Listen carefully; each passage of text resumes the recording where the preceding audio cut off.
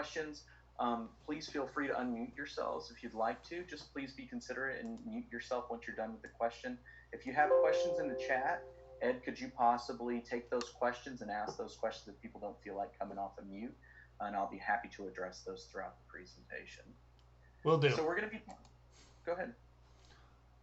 Oh, you just said will do. Okay, awesome. Yeah, so we're going to introduce VMware Tanzu. So there was an announcement on March 10th. And really, just to simplify all of this, is that Tanzu really is a portfolio of products. So for anybody that's a vSphere administrator that's familiar with the vCloud or vRealize suite, Tanzu really is just an overarching umbrella. It's not a particular one product. Many products have been rebranded and named with starting with Tanzu, very similar to what we did with vRealize. So there's nothing new there with VMware when it comes to us in our naming strategies. But the big things to really understand is there's 3 key pillars to Tanzu, and really that starts with the build, where we try to help organizations modernize the applications, and that's through 2 key parts. One is distinctly talking about the acquisition of Bitnami and providing an open source catalog to help developers more rapidly manage the security and lifecycle of the applications that they have. And the other part is the acquisition of Pivotal, where we actually have brought in that expertise into our organization to really support greater enhancement of the applications through some of the things that they were already doing today with application services specifically. The other part of this is that we start to transition into the run piece, which is the enterprise Kubernetes space. This is where we're talking about things like enterprise PKS, Tanzu Kubernetes Grid, and other things like vSphere with Kubernetes. And we also have a number of open source projects that you guys might look into. All of those open source projects are really focused on giving the administrator or the person that's managing Kubernetes a way to do things like lifecycle management, check for conformance. So there's some important aspects that aren't just products that we sell, but also that we contribute to the open source community as well. And then the last piece is manage.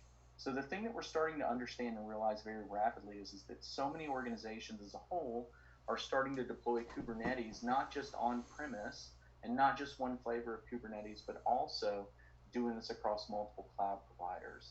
And so with that comes immense challenges when it comes to actually managing the lifecycle of Kubernetes, setting standardized global policies to make sure that security and networking and enforcement of the users that access those Kubernetes clusters. So that's all in that managed piece. So that's really what we talk about when we think about Kubernetes. So, and we've covered some of this, but the big thing I want to talk to you today is I'm going to be focused on vSphere with Kubernetes, and that's talking about that direct integration into the hypervisor. I will do a disclaimer, right? We're getting ready to GA this, so a lot of the things that we're talking about may change in the next few weeks.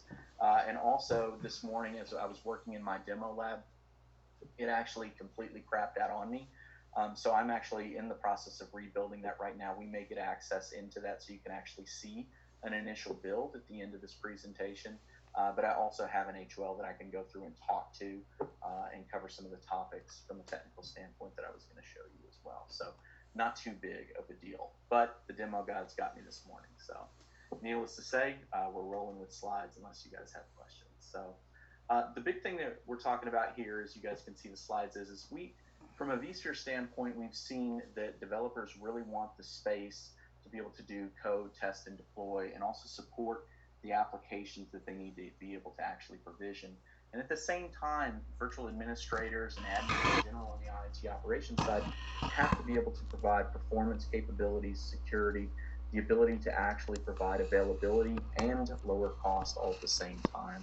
And so the strategy was really to take these 2 sides of the house when it came to developers and administrators and create a more collaborative environment, a more open space for both sides to work into this environment. And ultimately, we wanted to be able to give admins the ability to provide governance controls, but also give developers self-service. And we're going to dive into more what that really means for a developer to access vSphere. And I will say that, you know, that really starts with what does a workload actually look like. So for a developer, workloads today look like cloud-native applications, and those may run inside of individual pods as containers. They may actually be running on top of Kubernetes clusters. But the thing that all Kubernetes clusters need is a control plane and the nodes to provision that. And one of the things that we understand is that there's a lot of overhead in administering and maintaining a Kubernetes infrastructure, especially when we start going from a single Kubernetes infrastructure into multiple Kubernetes infrastructures that are being provided. And so the thing that developers also have to deal with is virtual machines. And so when we talk about a virtual machine alongside a Kubernetes cluster, well, those are really siloed objects within a developer's day-to-day space. If they're going to make changes to a container, that change or that policy or that SLA or SLO that they might apply can't just be applied to a virtual machine. So they run into these challenges of being able to support this. Additionally, most applications are not purely cloud natively built. So we also have this space where we also have existing traditional database services that are feeding these stateless applications inside of these containers. And so we run into this space where it's really challenging for a developer to have a single place to work with all of these different types of object types. Additionally, we're starting to find that more organizations are starting to actually go out and work with native pods and do functions as a service where they're actually calling some sort of function within a cloud service provider to either enhance the cloud native applications that they have or to make calls with the virtual machines and maybe those databases. But the point of this really is that that workload in itself is made up of virtual machines. There's also traditional applications that may still be running on bare metal, but there are challenges in the interconnectivity of these pieces and the life cycle of that.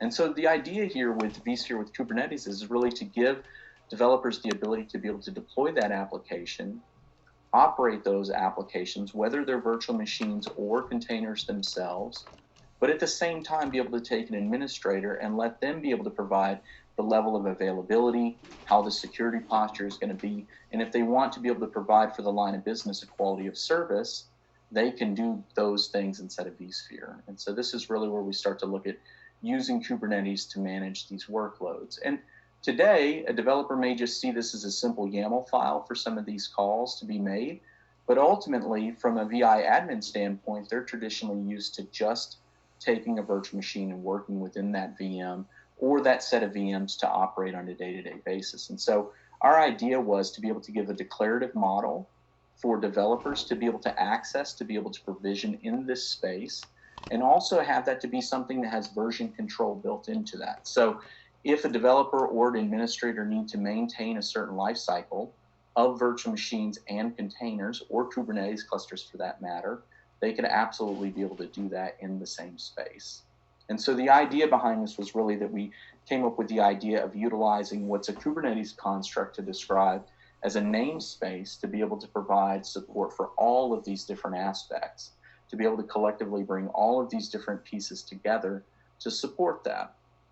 And so really what we're depicting here is that instead of having containers and Kubernetes clusters being siloed strictly to the developer's access and then granting them separate permissions for them to be able to work with a virtual machine, we wanted to be able to build a construct around that within vSphere called a namespace. And so for us, the namespace really provides the capability to support all of these different facets. And the reason that we did this was really twofold. One was to give the developer direct access from an API standpoint and to be able to provision clusters, to be able to do VMs as well as containers. But it was also to be able to give the actual administrator a way to set a policy for all of these different objects inside of vSphere and be able to manage them centrally. And one of the things that we've started to realize is that over time, as administrators have had to manage more of these things like Kubernetes clusters and containers alongside virtual machines, is that the object count grows. And so for vSphere, we wanted to make this much more manageable. We wanted to collapse the objects inside of vSphere that were aligned to this. And we also wanted to make this more manageable from a networking standpoint. So the ability to do things like access control, set the availability, maintain a security policy that not only aligns to a virtual machine, but also aligns to a container within a given namespace was very important. And so that's really what drove us to build out this mapping of namespaces for VMs, databases, native pods. So we could have an application set for a line of business or a mission owner, for that example, and have all of that built into one space to support them. So I'm going to pause real quick there. Are there any questions that have come up in chat, or do you guys have any so far? Please feel free to jump in.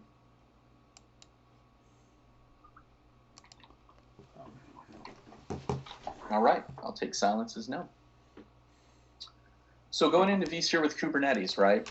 So we're all very familiar with this construct of having a vCenter, having a set of hosts and virtual machines, right? And we all understand that hostd basically is what does the management and allocation and provisioning of a virtual machine inside of a given cluster, right? This is an understood construct. So for us to be able to actually build this out instead of vCenter, we actually went through and decided to start to provision a bundle of software very similar to what you see as within NSX when you have a VIB that gets installed inside of the hypervisor. Well, we wanted vCenter to be able to support several different things. And some of those things that you can see here is being able to provision a supervisor cluster control plane distributed across all of the individual hosts within a given cluster. The other part is to be able to push down this spherelet. And I'm going to talk more about that spherelet bundle and what that looks like. The other piece here was really to be able to take that at token exchange. And so we were able to directly integrate single sign-on in SAML with a JSON web token to be able to authenticate developers directly into the API server.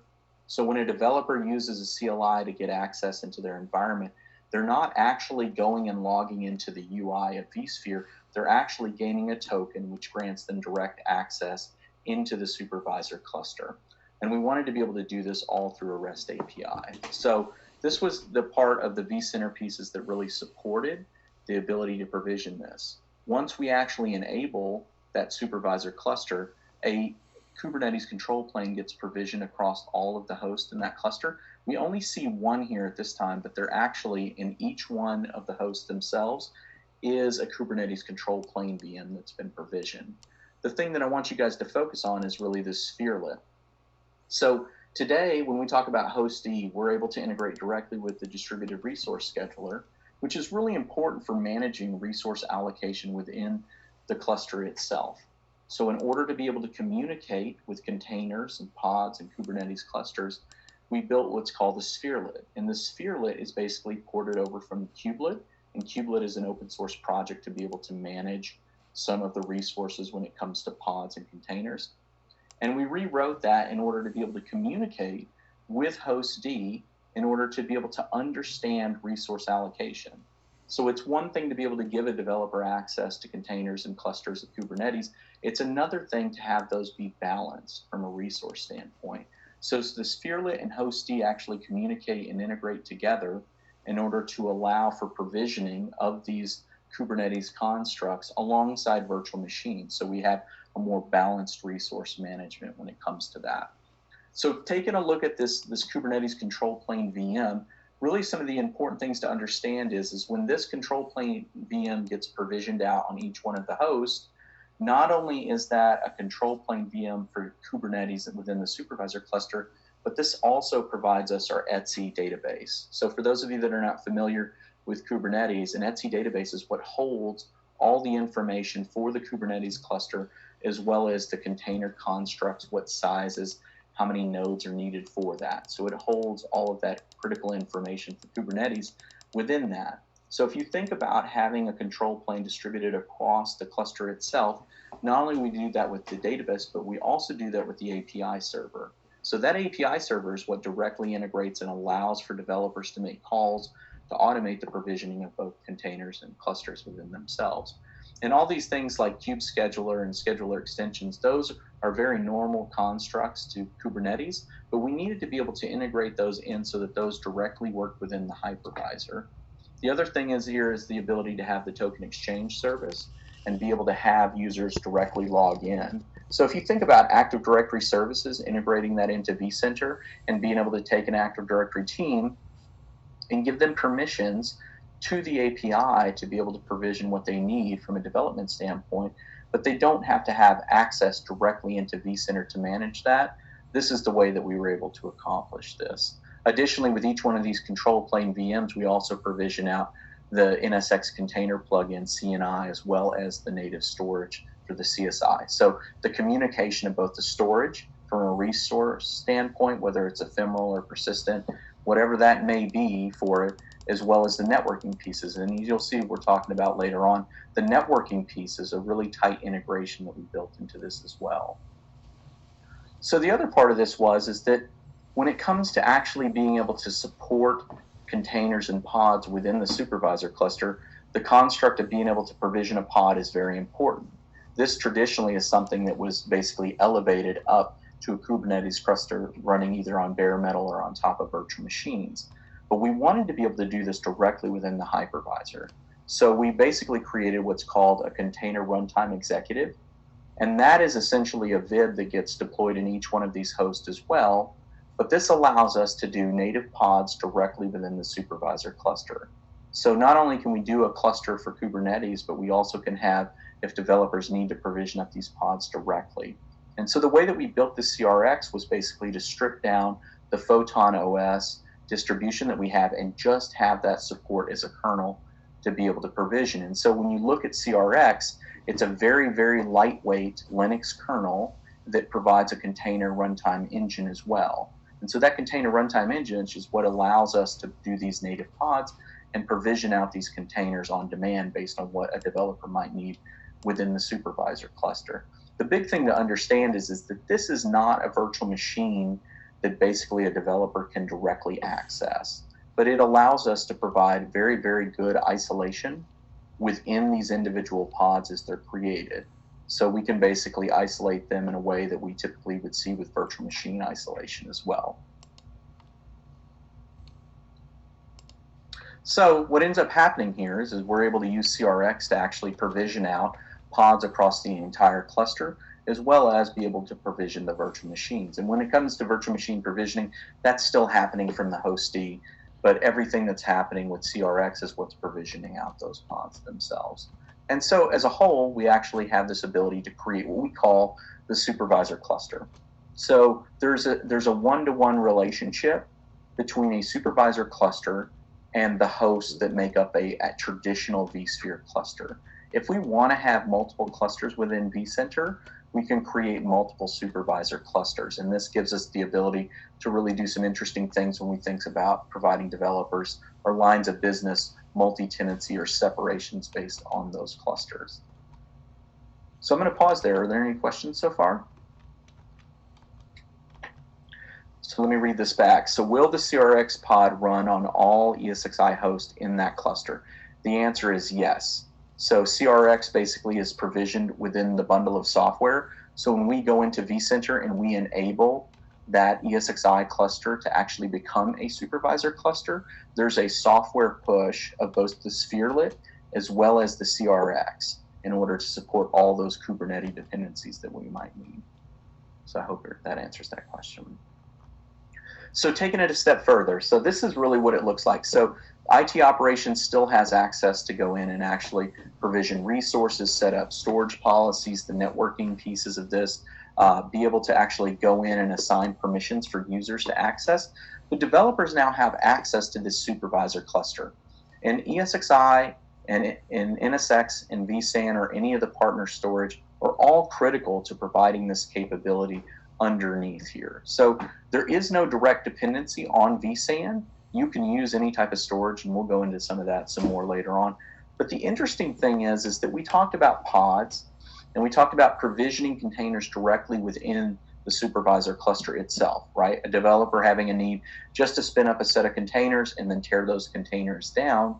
But this supervisor cluster now allows us the ability to also, on top of the supervisor cluster, allow for developers to have direct access to actually build out what are called Tanzu Kubernetes Grid clusters.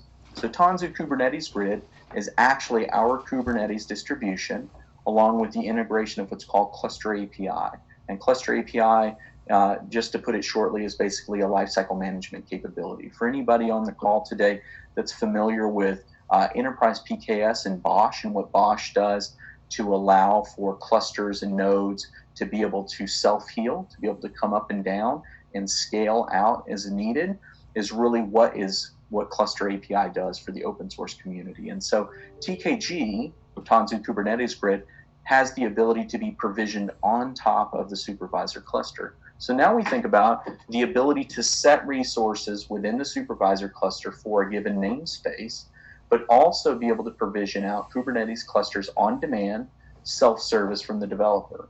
So this is a really nice feature because as an administrator, I can set constraints to the actual vSphere environment when it comes to resource, right? So I don't have a noisy neighbor I can set resources to a namespace like we talked about earlier, but now that developer has the ability to provision up pods and containers as well as Kubernetes clusters within their namespace on demand, and they can actually make those calls through code. But they also can have things like virtual machines. They can add in the networking pieces. And something interesting with this is that we talk about the supervisor cluster in a very tight integration with NSX for the supervisor cluster. But when we think about Tanzu Kubernetes Grid, that's actually something where the networking from something like Calico can be built into that actual Kubernetes cluster. And so it gives the developer a freedom to actually manage some of the networking pieces for that Kubernetes cluster, making it more manageable for them. The other thing that we see is that there's an absolute need within vSphere to be able to provide certain types of disk for this, right? Not all applications that are cloud native ready are basically stateless, right? They may be stateful applications that need a first class disk. And so we've created this new construct within vSphere 7 called a first class disk. And so that is a persistent disk that we can create a storage policy, and then a developer can go and request these persistent disks to be mapped to their actual containers and applications. So this is really nice piece where we have developers and system administrators working hand in hand to be able to support the function of both virtual machines and these containers that we're talking about.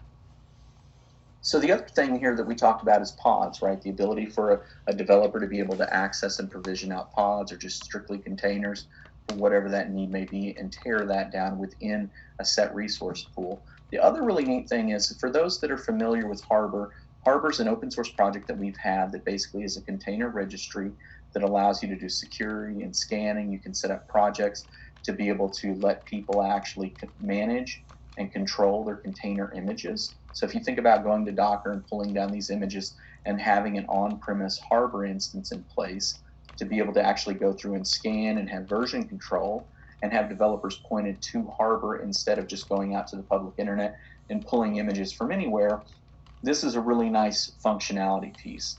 The neat thing about vSphere 7 is that we've actually taken Harbor, which was traditionally an appliance virtual machine running on like SUSE Linux or Photon OS, and we've actually built that into a microservice. So now what you'll see when you actually go into a namespace and deploy a Harbor instance is actually a set of microservices that get built in. And the neat thing about this is we take this supervisor construct and give an instance of Harbor to these different development teams and use AD services to tie all these things in. Now we actually have everything within a single environment when it comes to the container registry, the pods, the Kubernetes clusters, basically the self-service components of that. So a very nice piece of this. The other part of this is that as we get ready to launch this, there's a lot of additional services that can be tied into this. So our vSphere team has already started to talk with other organizations and companies out there about being able to directly integrate into this. So if you think about things like database as a service being brought in here and being as simple as a code push within a Kubernetes cluster or into a pod, these are the kind of things that we're talking about tightly integrating into this environment. So kind of diving into the platform architecture, right? So when we think about Kubernetes, there's a need for a Kubernetes operator. And so that Kubernetes operator really needs to be able to do a couple of very distinct things. So for those of you that are not familiar with Kubernetes, we have things called custom resource definitions. That definition is just a new set of objects managed through the Kubernetes API. So think about it like this. If a developer actually makes a request to provision out a set number of containers or a Kubernetes cluster, and they want to give that cluster and those containers a certain configuration setup, right? Like let's say sizing. So for all of you that are familiar with things like t-shirt sizing, like if I need a very small Kubernetes cluster or I need my containers to have a set amount of resources, like a set amount of CPU memory and disk size, right? I would build that into a custom resource definition, and I would use that custom spec to actually provision through a YAML file all of the necessary pieces of that. Alongside that is something called a custom controller. So the custom controller really manages the lifecycle of a custom resource definition. So we actually built into vSphere with Kubernetes the ability to have this persona called a Kubernetes operator. And that operator actually is responsible for maintaining the life cycle of these custom resource definitions. So if a developer sets out and requests to have a Kubernetes cluster that has 5 nodes instead of 3 nodes, right? This Kubernetes operator is actually going to sit out there and monitor the activity of that cluster and make sure that if one of those nodes fails, that it aligns to what is actually put in that spec. So if one of those nodes dies, it rebuilds it back to 5 nodes and it maintains the life cycle of that. So this is a really important aspect of this. The other part of this that we had started to allude to earlier was the idea of this technical architecture for Cluster API. So Cluster API is really, really important when it comes to 2 different things. One is integrating with kubeadm, which basically bootstraps the Kubernetes cluster itself. And then the other is what's called an infrastructure provider. So that infrastructure provider is really key in provisioning to all these things that you see on the right-hand side here. So if I need underlying infrastructure and I need a set amount of AMIs that are sized a certain way, or a particular operating system or distribution of Kubernetes, I need something to manage that underlying infrastructure. And so this is really where Cluster API is critical, not just to what we're doing with vSphere with Kubernetes, but also for anyone that wants to have good, healthy lifecycle management and provisioning of these clusters. So Cluster API does things like be able to define a cluster, whether it's dev, test, or prod. Maybe the topology of that is that it's stacked within a control plane. Maybe the machines, like I talked about on the control plane, are set to be at a certain availability of maybe 3 nodes or 5 nodes. And the other part of this is to be able to give the idea of a plan, to be able to say that the machine deployment within AWS or vSphere with Kubernetes is a certain size and spec, right, to support what kind of resources are going to be running on top of Kubernetes. So Cluster API is very critical in supporting this. The other part of this is when we talk about Tanzu Kubernetes Grid or TKG, this is a fundamental piece. So whether you're running in AWS or on-prem with vSphere, that TKG piece of it and using Cluster API to integrate the health and lifecycle of it is hugely important, right? Like we need to be able to provide Kubernetes in a stable and manageable environment here. And this is where we take all these pieces and basically integrate that supervisor cluster. So let's walk through what that looks like with Tanzu Kubernetes Grid. So we have the supervisor cluster here, right? And basically developers have requested that they're going to provision out a Kubernetes cluster for whatever reasons that they may have to actually run on top of this. And so there's going to be basically a call to build out these custom resources. And we're going to tell the Tanzu cluster control through the UI basically what the cluster resource is, the virtual machine resources, and also the machine resources themselves. And that's going to communicate with basically Cluster API controllers, and then that's going to push that down to the provider. And we had talked about that provider earlier, and that's what goes out and actually provisions the virtual machines. Well, looking at basically that custom resource definition of Tanzu Kubernetes Grid, we also see that we need to have a certain configuration. And this is really where the VM operator comes into place and provisions out that TKG control plane, right? The number of nodes that I need here, the number of control virtual machines that are on this. And that allows me to actually provision out this Tanzu Kubernetes cluster. And so that's a flow end-to-end of this, and that's what we would actually use to provision this out. And when we launch this service, one of the things that we're talking about is we mature vSphere 7 with Kubernetes over time, we want to be able to have what we call a Tanzu Kubernetes service. And that service is fully orchestrated, fully automated to do that. The other part of it is we want to have a balanced approach to where if developers want to be able to just run upstream Kubernetes and they have a spec for that, to be able to provision that on top of that supervisor cluster. So a lot of richness in this capability. And so if we look at that, and kind of step into that a little bit further, we have this need for a developer to have a new project, right?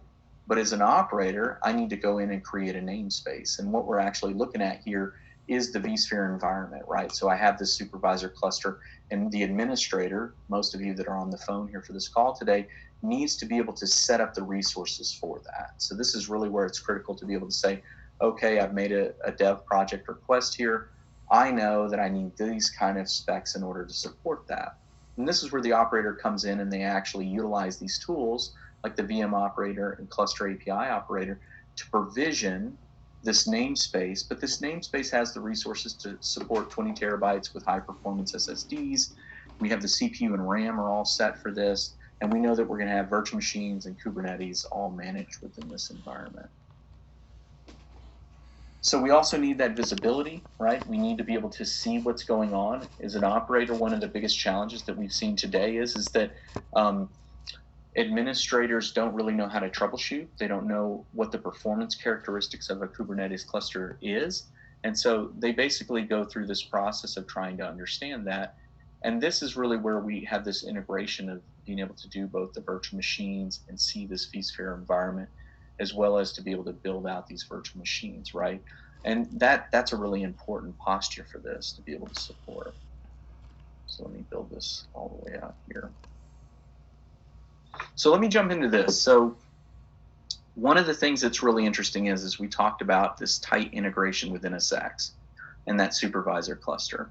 So when I provision out and I enable basically vSphere with Kubernetes inside of a given cluster, I actually give it all of the necessary configuration settings to be able to support integrating NSX or NSX embedded or integrated into this. So the term that we're using now for NSX is not NSXT, but really NSX integrated. And so because that tight integration with NSX into this environment, I give all the variables that are necessary for setting up the supervisor cluster.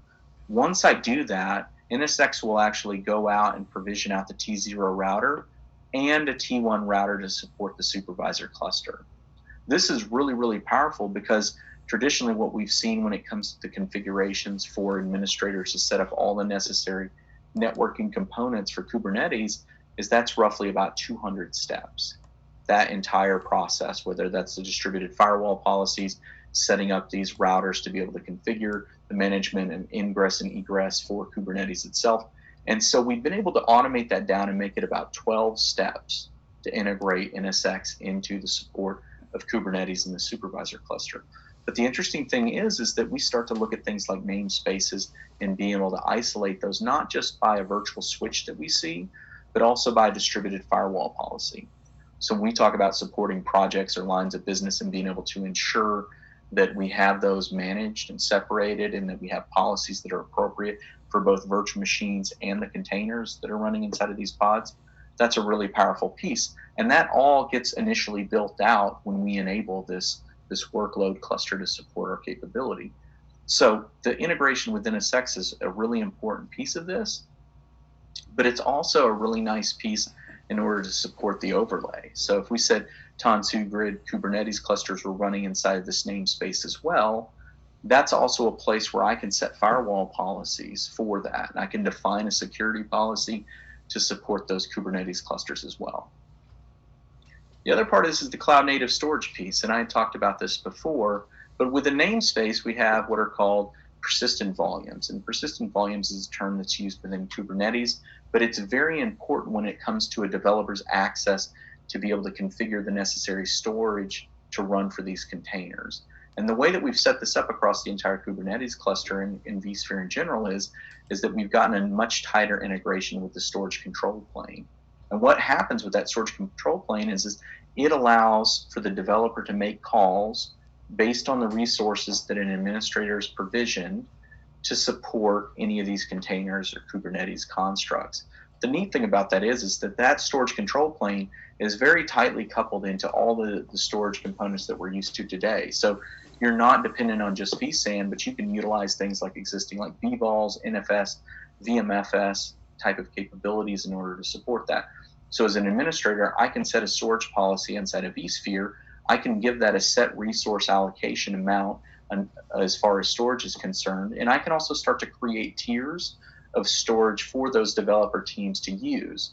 Once I set that resource allocation up in that storage policy, that is what those developers can actually consume from a self-service standpoint.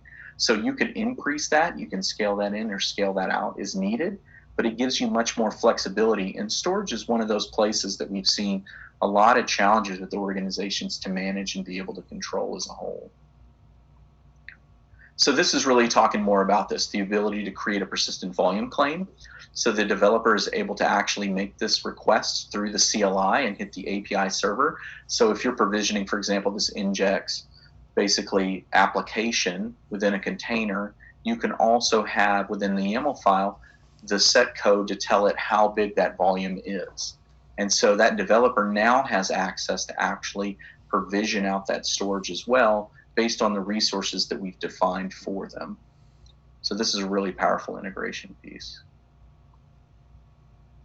So this is where we get to the demo side of this. I am going to switch over, and you guys can let me know if you're able to see this environment. This will give a little more clarity, I think, to what this really looks like. Are you guys able to see this HOL that's in here? Ed, could you confirm? Oh yeah, I can see it. Can you guys see it? Yeah, I think if you can see it, we're good. So I'll pause real quick. Are there any questions so far? There's quite a few people online. I want to make sure that we're answering any questions that you guys might have about this.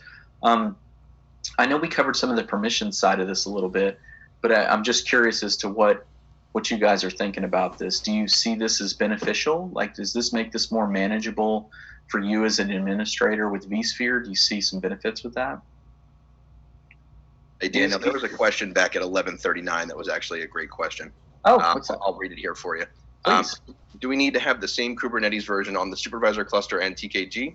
And can TKG be integrated with other CNIs, e.g. Calico? That is a great question. So the answer to that, there's a couple of different pieces to deconstruct from that. First is when it comes to the Supervisor Cluster, that is a very curated, controlled provisioning of Kubernetes that we control within vSphere. So when you do an update to vSphere in itself, you actually can go through and update Supervisor Cluster as well as a whole. When it comes to the Kubernetes clusters that run on top, like TKG or maybe upstream Kubernetes, you have the ability to select what gets updated and what does not. So we can do rolling updates of those Kubernetes clusters that run on top of vSphere, but the Supervisor Cluster is basically an integrated upgrade to that bundle. So if you think about that, when we go and pull down a bundle for ESXi and vCenter, we will also upgrade the actual Supervisor Cluster itself. So what was the other part of that question, Mike? Really quick, I'll add a little flair there. So all of the Supervisor Cluster versioning comes from vCenter, and vCenter will support N-2 versions of Kubernetes. So say your vCenter is at the 1.16 package of Kubernetes, it will support back to 1.14. And since Kubernetes has a 3-month upgrade path, you get about a 9-month window of getting things done before you're basically forced to upgrade. And vCenter will actually do that upgrade for you on the Supervisor clusters once you get to a certain version, or if you want to go from 1 rev up. And the second part of that question was, can TKG be integrated with other CNIs? Yeah, so the answer is today out of the gate with vSphere 7, it's going to be Calico to start with. And that's going to be basically the CNI that we're integrating with. But I think in the future, that'll get expanded out as more come into play with that. But today, when we think about running Tanzu Kubernetes Grid in vSphere 7 on top of the Supervisor Cluster, or inside of something like AWS, Calico is the one that we're currently supporting today. So that's good. Thank you. Were there any other questions? We've got another one here. Is vSphere with Kubernetes a replacement for the traditional PKS solution, or are there use cases where one would be chosen over the other? Yeah, that's a great one. Thank you for that question. So that question, the way that we're approaching this today is that enterprise PKS is not going anywhere, right? We're going to be sustaining that product for the near term, and actually for quite a while, I think, as far as MapVU is concerned. So when we think about anything that is vSphere 7 and on into the future, really the focus is running vSphere with Kubernetes and running TKG on top of the Supervisor Cluster. For customers that are running in vSphere 6.7, the direction is you can either utilize Enterprise PKS to support your Kubernetes clusters, or you can run Tanzu Kubernetes Grid TKG on those vSphere 6.7 clusters. So you have a couple of different choices. And I would say that Tanzu Kubernetes Grid is just getting ready to release. So the integration of Cluster API is not nearly as mature and stable as what we have in Enterprise PKS. So for customers that are not ready to jump into vSphere 7, really the direction is to really go with Enterprise PKS. And next month they'll be rolling out all the entitlements and what the licensing and packaging looks like. So I'll double down on that and say basically Project Pacific or vSphere with Kubernetes with vSphere 7 is a 1.0 product, right? It will mature. It will get, infinitely better than it is right now. It's, I mean, I don't have to say it. I'm a total dork about it. I love it. But it will get better. Enterprise PKS is a very stable, mature enterprise platform as of right now. Yeah. Yeah, absolutely. And there's a lot of really tight integrations to that.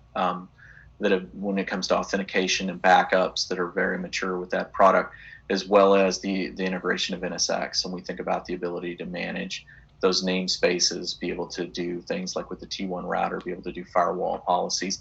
A lot of the things that we're introducing natively into the vSphere 7 have been done for quite some time on Enterprise PKS. So it's very mature. Kind of transitioning back into kind of what this looks like. So this is vSphere 7 with Kubernetes. From an administrator standpoint, basically a namespace has been provisioned. And as you can see, this is actually a resource pool that gets provisioned inside of the cluster itself, and it's named HOL. And the way that this was actually provisioned is without any permissions set to it by default. So this is where an administrator actually comes in and sets the permissions. So you can have those be local accounts, you can have those tied into Active Directory services. And then the other thing you're going to do is set the storage. So you have to have existing storage policies built in place, but all of these things get configured to the namespace. Once the namespace has storage permissions and whatever the compute constructs are for it, CPU memory, those kind of things, then a developer can access through that, what you see on the screen here, which is that API server. So for this HOL, that's not redundant. But if you're actually to provision this and enable the supervisor cluster, you would actually see 3 of these API servers. So we make those highly available, and this kind of brings up a talking point. So we talked about a number of those steps to integrate with NSX and get API servers and Kubernetes clusters and make sure it's highly available. But with this integration of vSphere 7, actually what happens is there's a call out to NSX to actually create the load balancers, create the distributed firewall policies for all of the access into these API servers. So not only that, when we actually go out and provision Harbor, that will actually provision the load balancer in front of Harbor and that microservice as well. So we have a lot of automation capability built into making these things highly available for the developers to utilize in this service as well. So let me see, I see another question here. Will TKG supervisor work with site recovery for DR? So when we think about the supervisor cluster itself, we absolutely can back that up with something like Valero. So for the traditional virtual machines that are utilized for something like site recovery, you can still continue to do that. But the way that you back up and make sure you can recover from a failure within the actual supervisor cluster is to use something like Valero. And Valero does not only backups of the Kubernetes clusters and all of those file configurations that are necessary, but it also does migration capability. So if we thought about taking one of your lines of business that was on a particular version of Kubernetes and migrating them on top of the actual supervisor cluster, from a self-service standpoint, we could use Valero to move that Kubernetes cluster into our environment. The same way you think of like vCenter standalone converter, where we move virtual machines, we can do that. But SRM is still going to support the functionality for virtual machines themselves. And then we're basically going to use something like Valero for backup and recovery of TKG clusters themselves in the supervisor cluster. So that's a great question. Thank you very much for that. Yeah, so that's really all I had to cover today. I know we're a little bit early on the time, but because I don't have a real demo environment, it makes it pretty challenging to be able to go through and show you guys some of these pieces. But I hope this information was useful. I definitely think we should utilize this time, for everybody to open up the mic, and if they have questions, please feel free to ask.